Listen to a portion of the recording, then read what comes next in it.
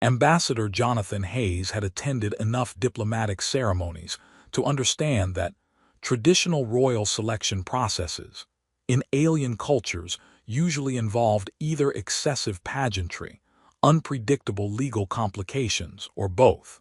Standing in the magnificent Palace of Stars on Asteria Prime, watching Princess Zara Velnathi preside over what appeared to be an elaborate courtship ritual, he was beginning to suspect today would involve all three. The grand selection ceremony of Princess Zara Velnathi, announced the court herald with the kind of formal dignity that made military protocol look casual, will now commence according to ancient law and honored tradition. Jonathan adjusted his formal diplomatic attire, noting that his human ceremonial dress looked distinctly modest compared to the elaborate robes worn by Asterian nobles, whose rank insignia seemed to incorporate actual starlight. The Palace of Stars itself was a masterpiece of crystalline architecture that captured and amplified the light from Asteria Prime's twin suns, creating an environment that felt more like standing inside a living gemstone than a conventional building. "Ambassador Hayes," whispered Dr. Sarah Chen, the human xenocultural specialist whose presence ensured that diplomatic observers understood the significance of what they were witnessing. "The selection ceremony is one of the most important political events in the Asterian calendar. Princess Zara's choice of consort will influence commercial and military alliances throughout this sector of space. Any particular protocols I should be aware of?" Jonathan asked, studying the assembled crowd of potential suitors, whose elaborate presentations suggested they'd been preparing for this opportunity for years. "Observe respectfully, maintain diplomatic neutrality, and absolutely do not participate in any ceremonial activities unless specifically invited by royal authority."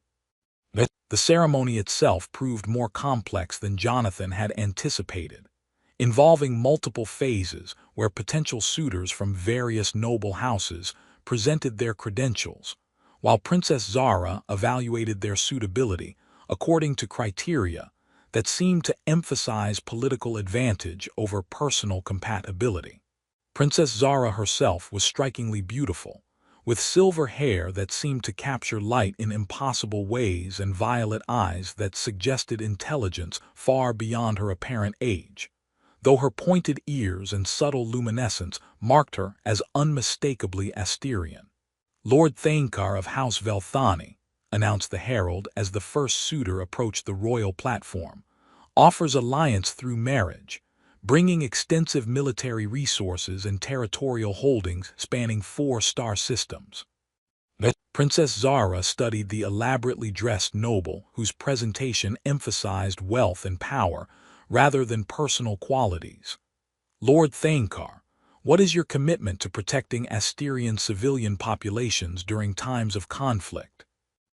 "Your Highness, military strength ensures that conflicts remain brief and decisive, minimizing overall casualties through superior force projection. And your position on refugee assistance for displaced populations." Displaced populations are regrettable consequences of necessary military operations. Resources are better allocated to preventing conflicts than managing their aftermath. Jonathan noticed Princess Zara's expression tight, almost imperceptibly, though she maintained perfect royal composure as Lord Thainkar concluded his presentation with elaborate bows and formal declarations of devotion that sounded more like corporate merger proposals than romantic overtures. The pattern continued through multiple suitors, each offering impressive credential while carefully avoiding substantive commitments to the humanitarian concerns that Princess Zara raised with increasing directness. Jonathan found himself growing irritated by the obvious political calculations involved, where each potential consort seemed more interested in the commercial advantages of royal marriage than in the princess herself. "Duke Velkorath of the Outer Territories," announced the herald, "offers alliance through marriage, bringing control of strategic shipping routes and exclusive mining rights to 17 planetary systems." Duke Velkorath, Princess Zara said with carefully controlled patience. What is your understanding of the consort witness responsibilities regarding evacuation network authorization? Your Highness, such technical matters are best handled by qualified administrative personnel. Royal authority should focus on strategic oversight rather than operational details. You consider civilian evacuation to be a technical matter rather than a royal responsibility. I consider efficient delegation to be essential for effective governance, Your Highness. Jonathan watched Princess Zara's composure begin to crack as suitor after suitor offered elaborate presentations, while dodging every question about actual responsibility for protecting the people they would theoretically serve. The ceremony felt less like courtship and more like a political auction where the princess was being evaluated as a commodity rather than recognized as a person deserving genuine partnership. Prince Kesvara of the Central Worlds, the herald continued, offers alliance through marriage, bringing technological resources and research facilities capable of advancing Asterian military capabilities. Prince Kesvara, Princess Zara said, her voice carrying undertones that Jonathan's diplomatic training recognized as barely controlled frustration. In your view, what obligations would consort witness status create regarding humanitarian assistance to non-Asterian populations? Your Highness, royal resources are most effectively utilized serving Asterian interests. Humanitarian assistance to other species should be contingent on strategic advantage and reciprocal benefits. So refugee assistance should be conditional on political utility. All royal policies should serve Asterian strategic interests, Your Highness. The ceremony continued in the same pattern. Elaborate presentations followed by diplomatic evasions that revealed fundamental unwillingness to accept the responsibilities that Princess Zara obviously considered essential to royal partnership. Jonathan found himself increasingly sympathetic to her obvious frustration as potential consort after potential consort, demonstrated that they viewed marriage to her as a business opportunity rather than a personal commitment. Finally, after the last suitor had completed his presentation with the same mixture of political calculation and personal indifference that characterized all the others, Princess Zara rose from her throne with an expression that mixed royal dignity with genuine desperation. "Honored court," she said, her voice carrying harmonics that made the crystalline walls of the palace resonate with emotional undertones. "I have heard offerings of wealth, territory, and strategic advantage. I have heard proposals that treat royal marriage as commercial transaction and humanitarian responsibility as optional convenience." She paused, looking around the assembled court with an expression that sought genuine partnership rather than political calculation.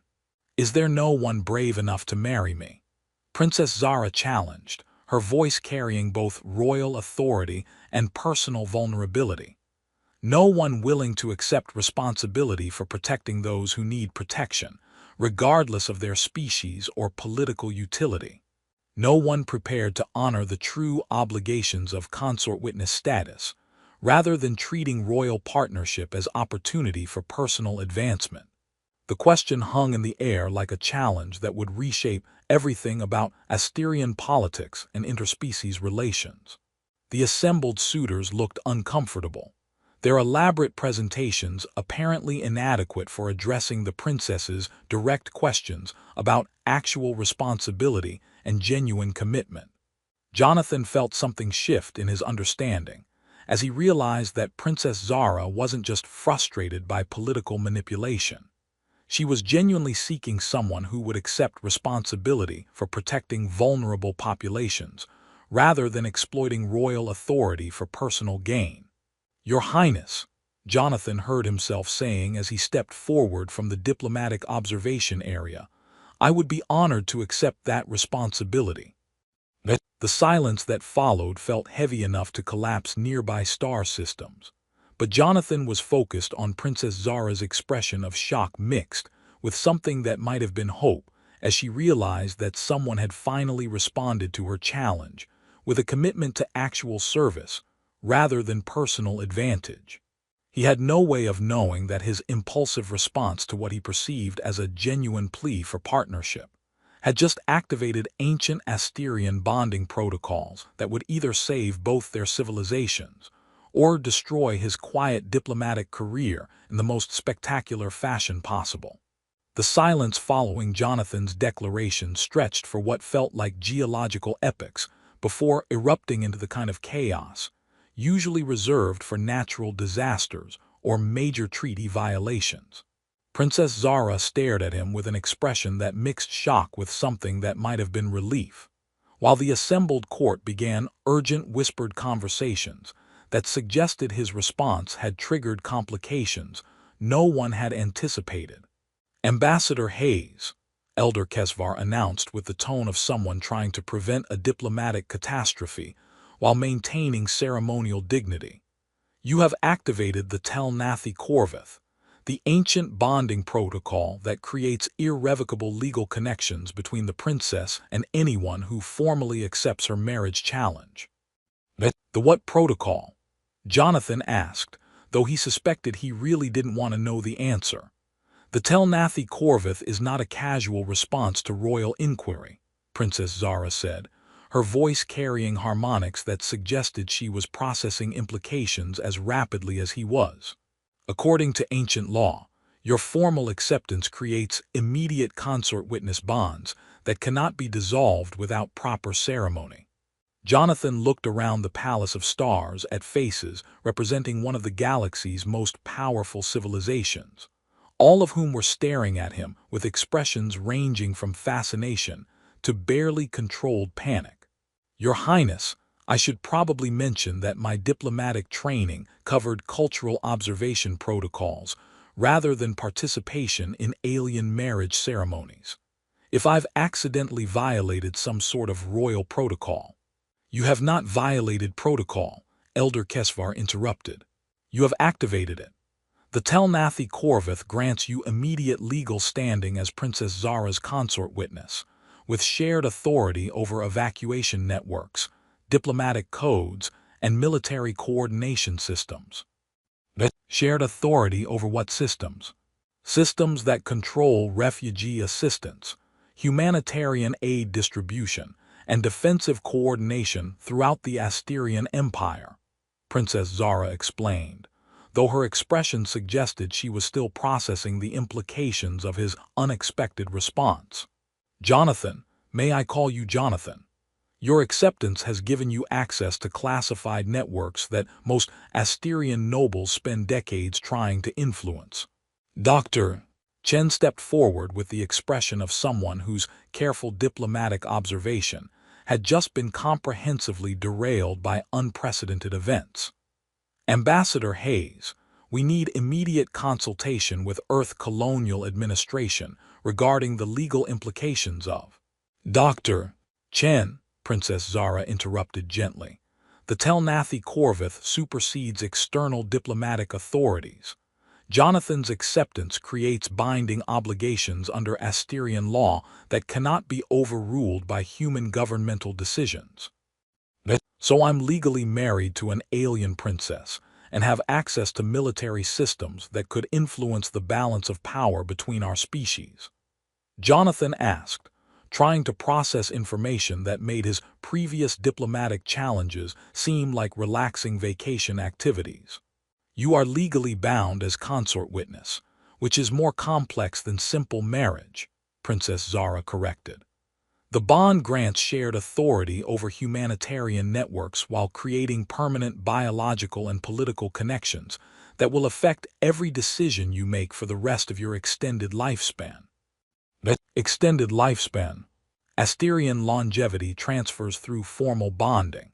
You will live for centuries, during which you will share responsibility for governing an empire that serves dozens of species across multiple star systems. Jonathan felt the weight of accidental responsibility settling around him like gravity from a much larger planet. Your Highness, when you asked if anyone was brave enough to marry you, I thought you were seeking someone willing to accept the responsibilities of royal partnership. I didn't realize I was volunteering for centuries of interstellar governance. I was seeking exactly that, Princess Zara replied, her voice carrying genuine warmth for the first time since the ceremony began. Someone prepared to accept responsibility for protecting vulnerable populations rather than exploiting royal authority for personal advantage. Your response suggests you understood the true question being asked. Elder Kesvar activated holographic displays that showed the scope of systems now accessible through their linked biometrics. The Tel-Nathi Corvith has granted you joint authority over evacuation protocols that can transport displaced populations to safety, defensive networks that can protect settlements without escalating to military conflict, and communication systems that allow coordination between species whose governments have been artificially prevented from cooperating. Artificially prevented how? Princess Zara exchanged glances with Elder Kesvar before responding. Jonathan, my unmarried status has been deliberately maintained by entities that profit from political instability and uncertain succession. Corporate interests from both our species have been manipulating the selection ceremony to ensure that I remained available for political negotiations, rather than gaining the authority that consort witness status would provide. You're saying someone's been sabotaging your marriage prospects for political advantage. Multiple someones from both species, Elder Kesvar confirmed. Human defense contractors who wanted to prevent Asterian humanitarian networks from undermining their operations. Asterian military industrialists who profit from the kind of conflicts that evacuation assistance might prevent, and shadow organizations that benefit from keeping both our governments focused on artificial tensions rather than cooperative solutions. Jonathan studied the intelligence displays, recognizing economic warfare patterns from his diplomatic training. They've been maintaining artificial conflicts to justify defense spending, while preventing the kind of cooperation that would make large-scale military operations unnecessary. Exactly. And your unexpected acceptance of the Tel-Nathi Corvith has disrupted years of careful manipulation by granting us authority to activate systems that serve civilian protection rather than military-industrial profit margins.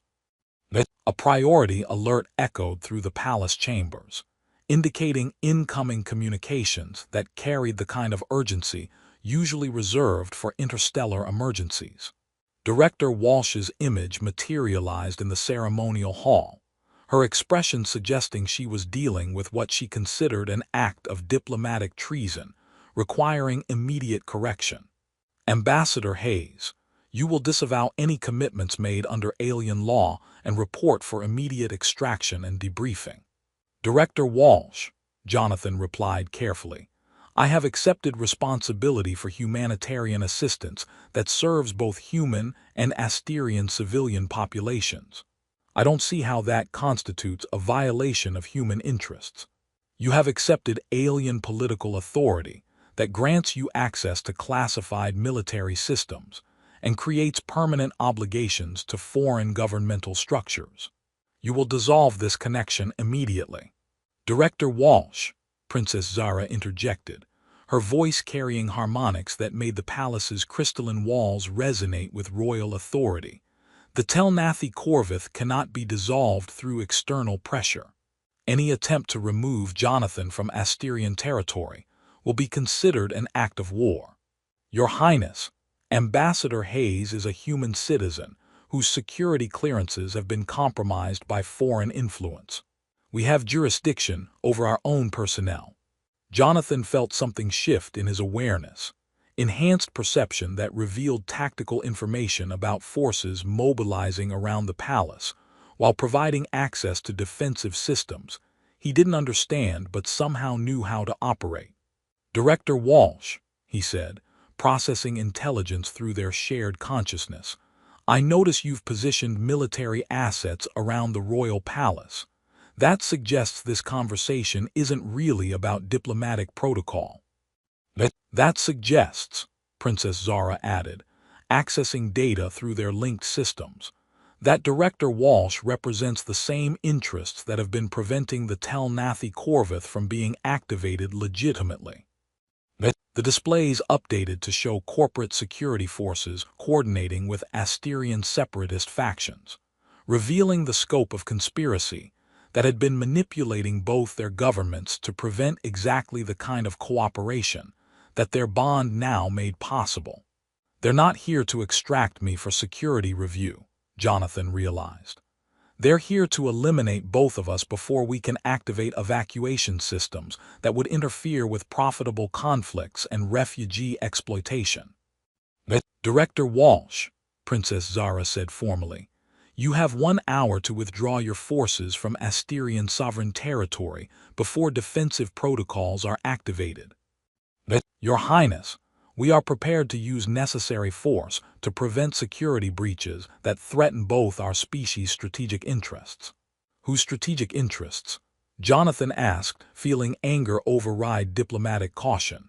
The interests of people who profit from keeping displaced populations trapped in exploitable situations, or the interests of those who believe humanitarian assistance should serve people who need help rather than corporate entities that profit from preventing it.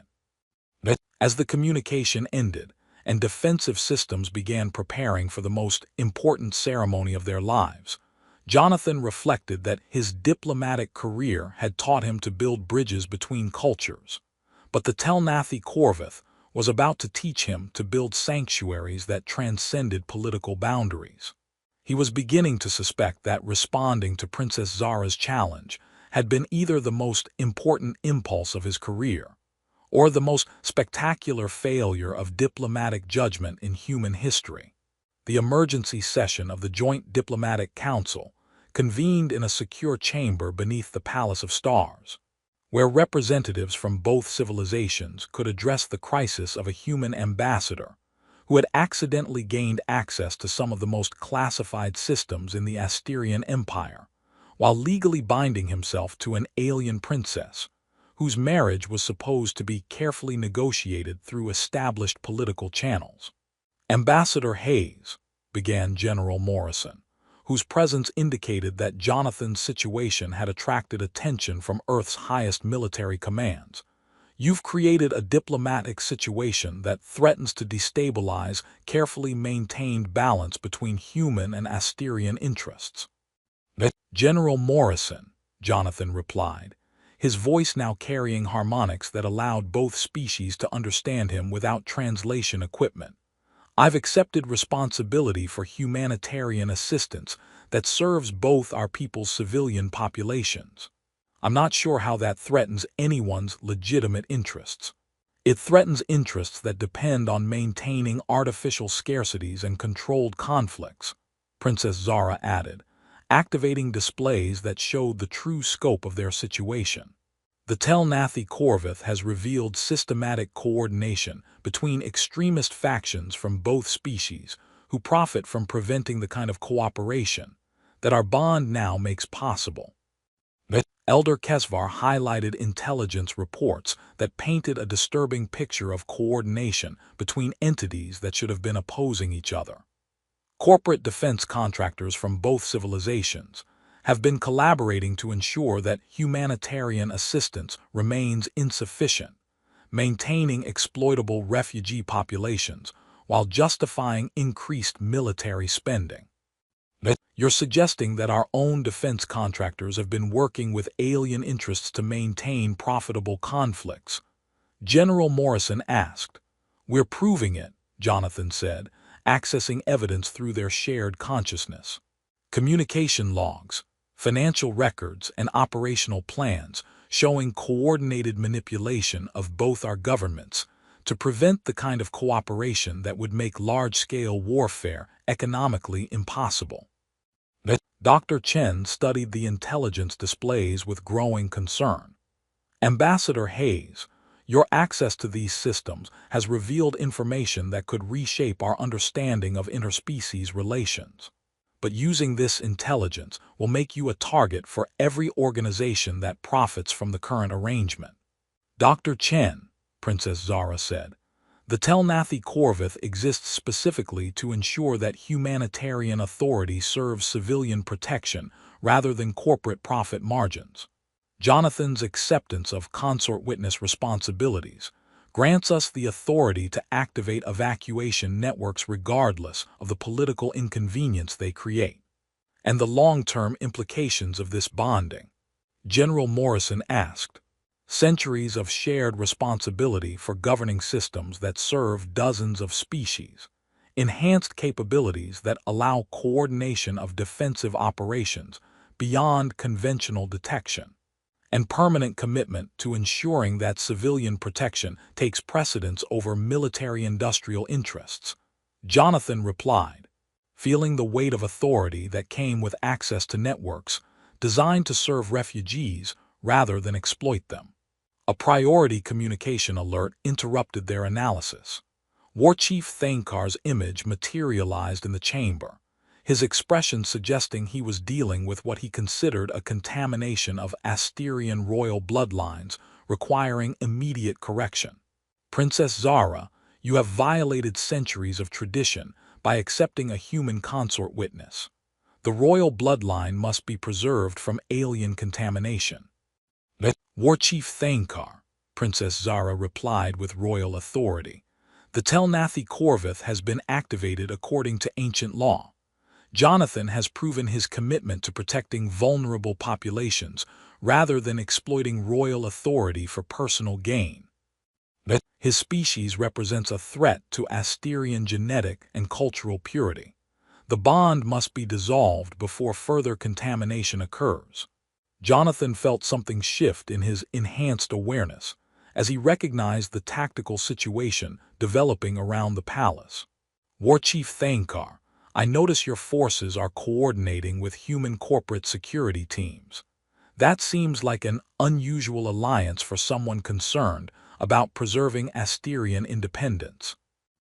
Our mutual interests align regarding the need to prevent unauthorized interspecies bonding that threatens both our people's security. Mutual interests that apparently include maintaining profitable conflicts while preventing humanitarian assistance that would interfere with refugee exploitation.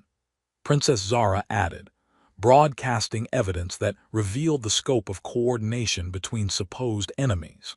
The intelligence displays updated to show financial transfers, coordinated operations, and communication logs proving that traditionalist factions from both species had been working together to prevent exactly the kind of cooperation that the Telnathi Corvith now made possible.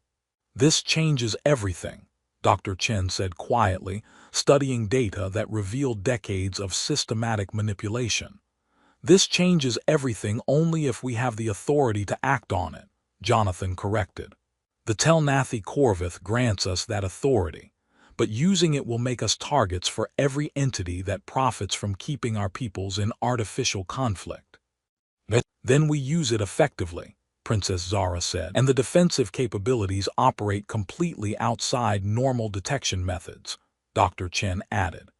These systems could prevent conflicts by making conventional military escalation irrelevant to civilian protection. The conspiracy's exposure triggered immediate and dramatic results.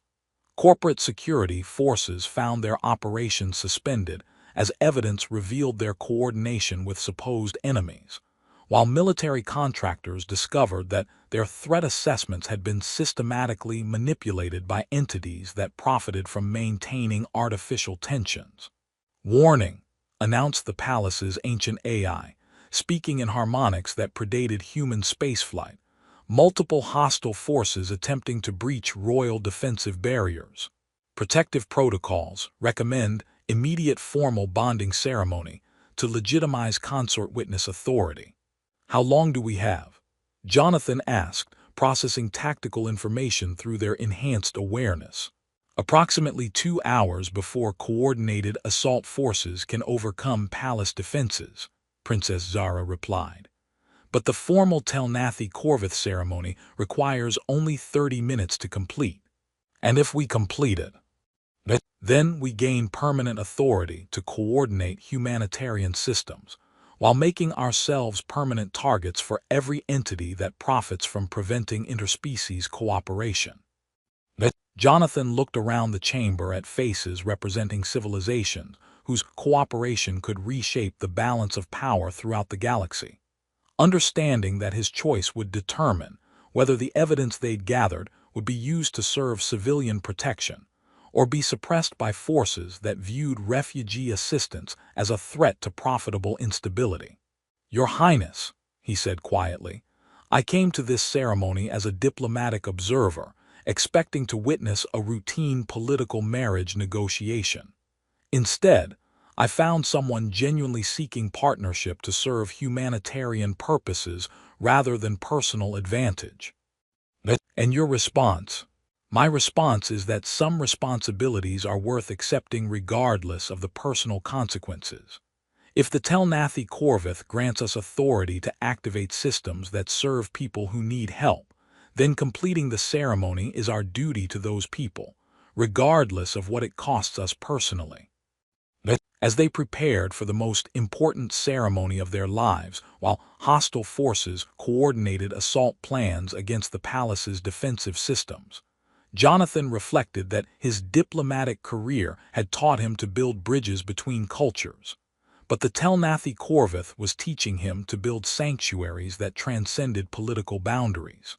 He was beginning to suspect that stepping forward when others hesitated had been either the most important impulse of his lifetime or the most elaborate form of humanitarian heroism ever disguised as diplomatic accident.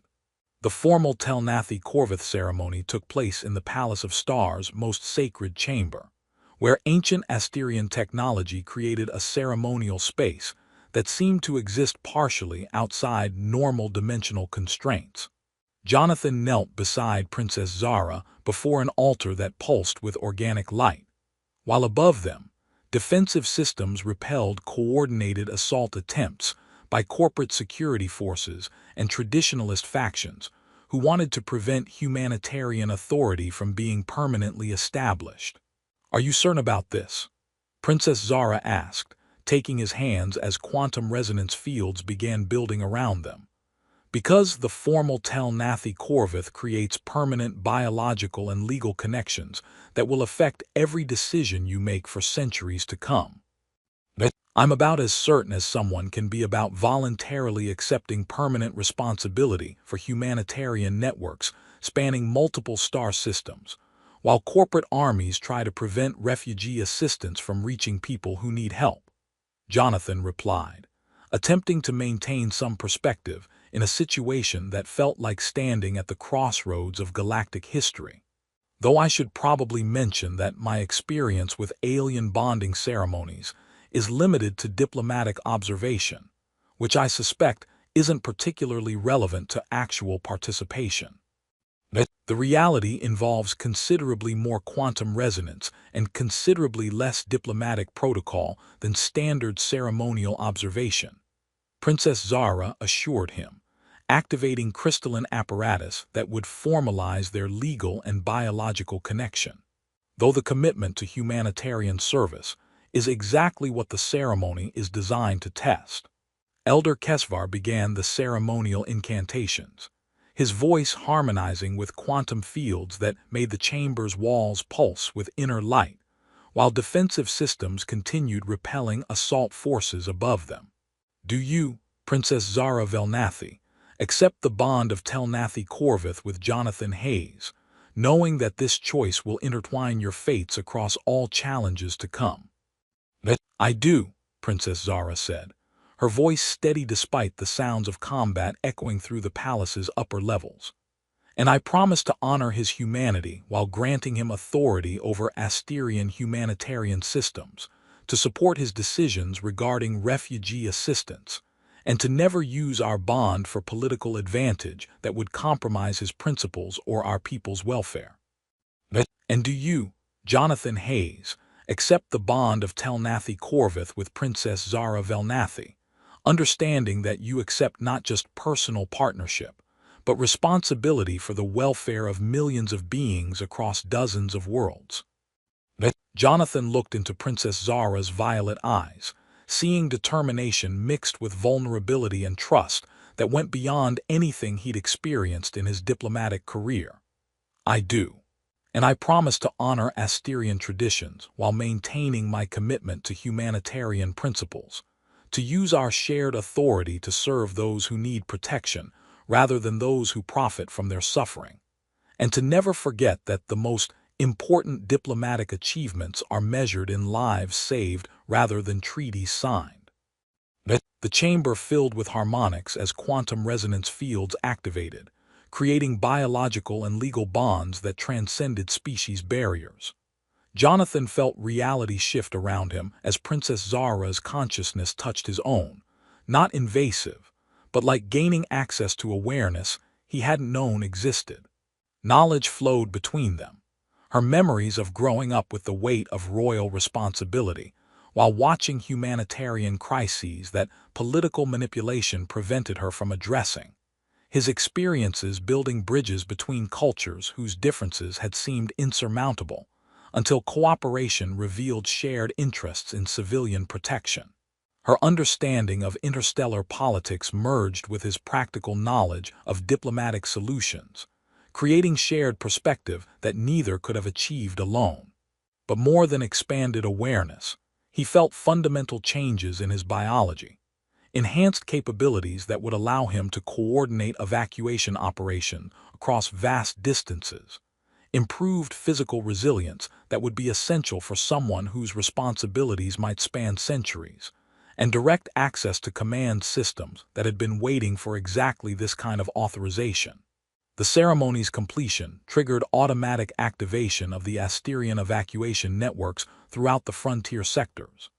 Ancient transportation systems came online that could move refugee populations to safety faster than corporate forces could coordinate suppression efforts, while communication networks broadcast the conspiracy evidence to every major oversight body in both civilizations. "Warning," announced the chamber's ancient AI. "Evacuation network activation detected by hostile monitoring systems. Corporate assault forces attempting final breach of ceremonial chambers." "Let them come," Jonathan said, feeling abilities he was still learning to control. They came here expecting to eliminate two individuals who threatened their profitable operations.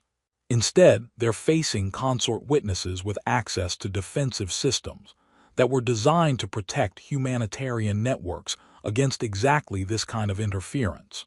The final confrontation was brief and decisive. Corporate security forces and traditionalist assault teams found themselves facing not just enhanced Asterian capabilities, but automated defensive systems that had been specifically designed to protect humanitarian operations against military interference. Their weapons malfunctioned, their communications were jammed, and their assault equipment was systematically disabled by technologies that treated profit-motivated attacks on refugee assistance as irrelevant to civilian protection protocols. "This is impossible," Director Walsh's voice crackled through damaged communication equipment as her forces retreated in disorder. "No individual bond should have this level of defensive authority." "Director Walsh," Jonathan replied, his voice now carrying harmonics that resonated through the evacuation network's communication systems. "You're not dealing with individual authority anymore.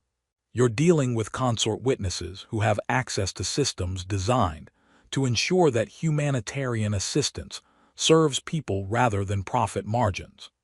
The conspiracy's exposure triggered investigations throughout both civilizations, revealing the scope of coordination between corporate and military entities.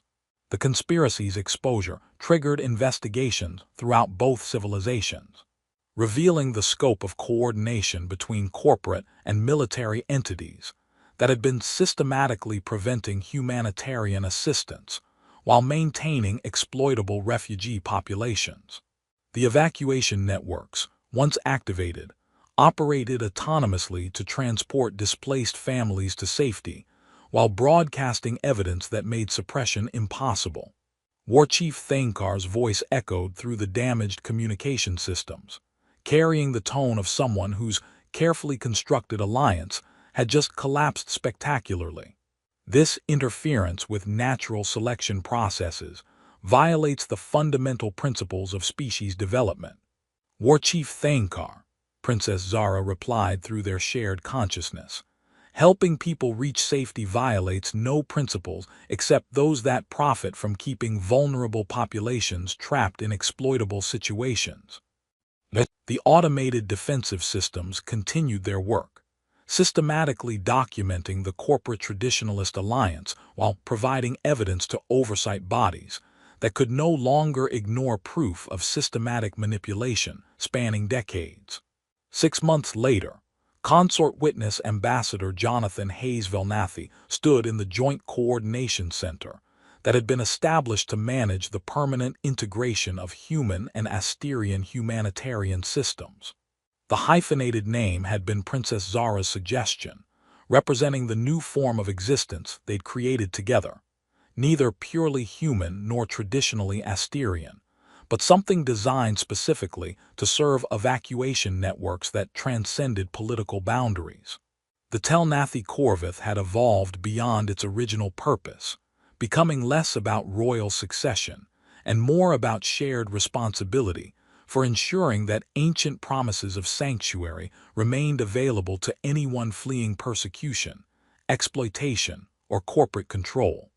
Jonathan's diplomatic experience had expanded to include coordination of refugee assistance across vast distances, while his enhanced capabilities allowed him to work tirelessly maintaining systems that ordinary human physiology couldn't sustain. Any regrets? Princess Zara asked, joining him at the coordination displays where transport routes showed constant movement of families reaching safety through networks that had been waiting centuries for proper authorization. Well, Jonathan said thoughtfully, I do miss the simplicity of diplomatic observation, where the most complex decision was whether to take notes during ceremonial proceedings or trust that the official transcripts would capture important cultural nuances. As opposed to serving as immortal consort witness to alien royalty, while coordinating evacuation networks that span dozens of star systems and maintaining humanitarian relationships with beings whose biology ranges from aquatic to crystalline. Jonathan pulled her closer, marveling at how natural it felt to share consciousness with someone whose people he'd been trained to see as fundamentally alien just months ago. Though I have to say, the enhanced awareness has some unexpected benefits, such as being able to sense when refugee populations need assistance before the crises become visible to conventional monitoring systems. It's much more effective to prevent humanitarian disasters than to respond to them after they've already caused suffering. And the extended lifespan, remarkably useful for developing the kind of long-term relationships that make interspecies cooperation sustainable across centuries, rather than just diplomatic terms. Jonathan grinned, feeling the familiar satisfaction that came with using enhanced diplomatic skills for purposes that actually mattered. Plus, it gives us time to really perfect these evacuation protocols.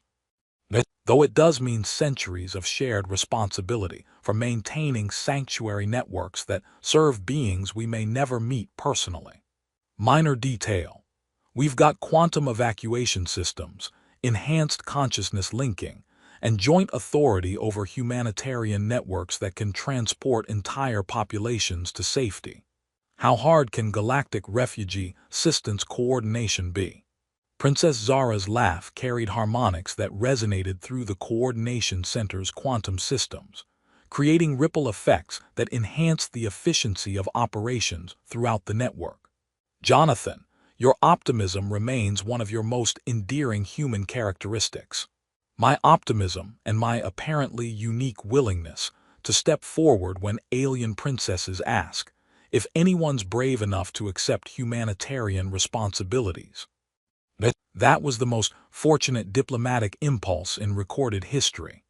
As they stood together monitoring evacuation operations that served refugee populations across multiple star systems, Jonathan reflected on the strange turns his diplomatic career had taken.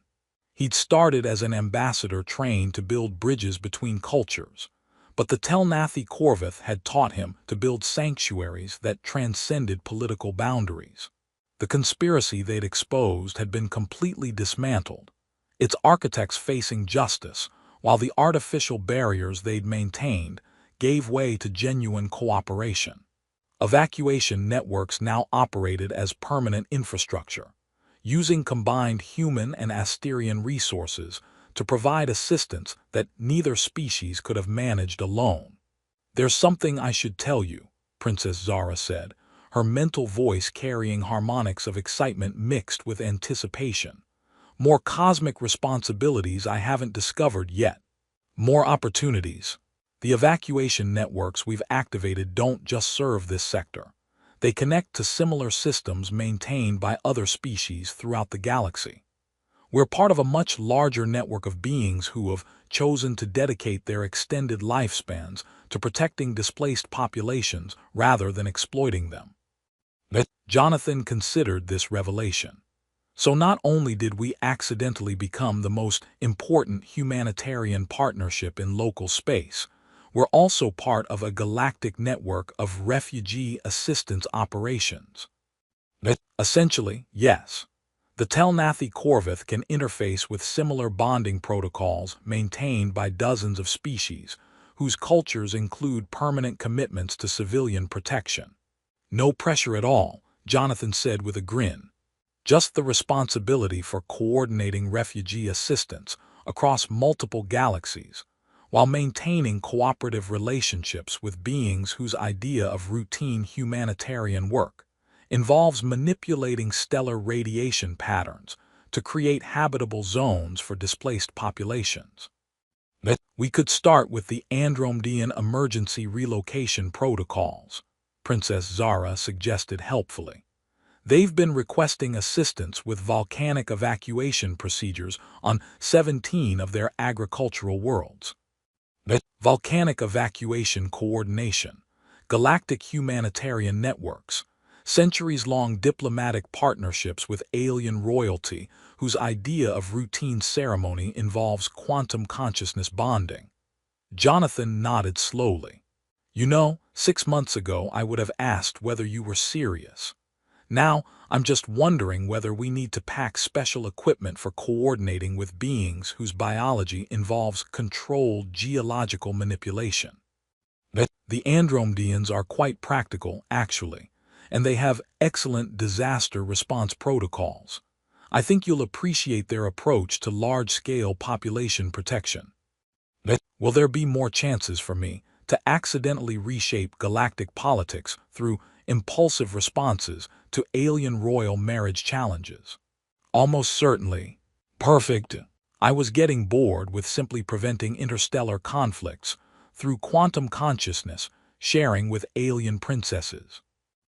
As their coordination center managed another successful evacuation, this time carrying families away from corporate resource extraction operations to worlds where they could rebuild their lives without exploitation, Jonathan reflected that his diplomatic career had taught him to build bridges between cultures, but the Telnathi Corvith had taught him to build relationships that made bridges unnecessary.